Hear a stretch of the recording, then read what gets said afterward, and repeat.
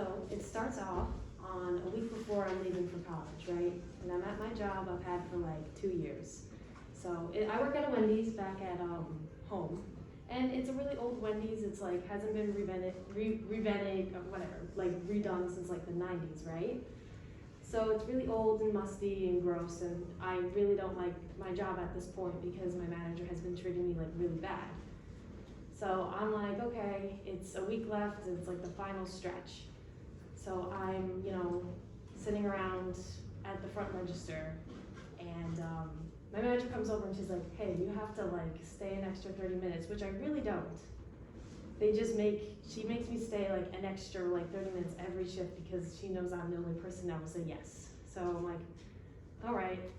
And I continue with my job, and I see this huge family come in, a family of 6, a mom and dad and 6 kids. So I'm like, great. And I've seen this family before.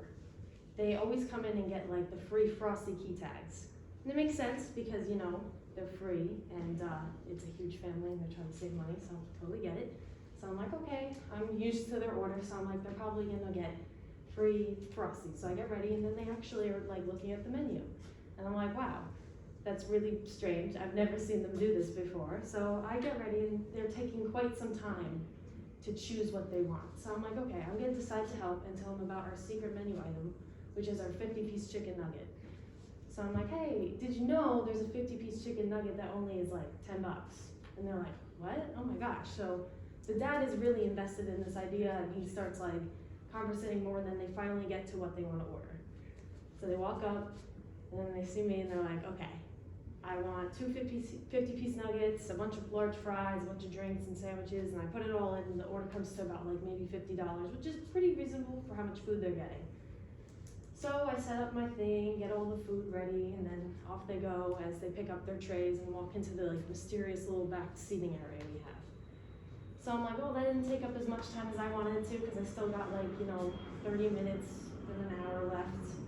So I'm like, okay, I'll clean the tables for the 5th time tonight so I can waste some time so my manager doesn't ask me to like take out the trash or something like that. So I walk over and I'm cleaning the tables. I hear like footsteps behind me, and I'm like, oh my gosh, who's that? And I turn around thinking it's gonna be like my manager telling me to like get back to work or do something more useful than cleaning tables, but it's actually the dad from before. So I'm like, oh my gosh, it's this guy. And I'm like, oh, he's probably just gonna say like, thanks for helping or something like that, or ask for like extra napkins. But he genuinely looks me now and he goes, can I like tell you something like really, really important? So I'm like, okay. And he goes, I see this like spark in you, and I see like this like something in you. I just have to let you know this. I'm like, this is really strange. I have never had anything really like this, besides from my parents or family members or friends. And he starts talking to me about the stock market and 401ks, and I'm like, okay. And I'm listening, but he's genuinely like, you seem like somebody who's gonna go far in your life, and I wanna make sure that you save up money and you do well in your life, because you helped me save money with my meal tonight, which makes sense because they didn't know. So I'm like, okay. So he tells me, and he's like, you're really good at listening, right? And I'm like, am I? Because like sometimes I have a tendency to just doze off and think about other things, but I genuinely wanted to see what this guy had to say. So he finishes up his points, and it's been like 30 minutes. And I'm like, oh my gosh, my manager's gonna come over here and yell at me, because she always yells at me for talking to customers for too long, because I just like talking to customers. So then he finishes up, I see his family slowly like throwing out their trash, and I see his wife be like, oh, let's go. So I'm like, okay. So he's like, I'm gonna check in with you next week. And little did he know that next week I was gonna be here, where I am now. And he's like, I hope you do well. I'll see you next week. And I didn't have the guts to be like, hey, listen, like, you're probably not gonna see me again, or at least for a while. So I couldn't say it. I was like, all right. And I went back to work, and I noticed that the time is perfectly when my shift ends.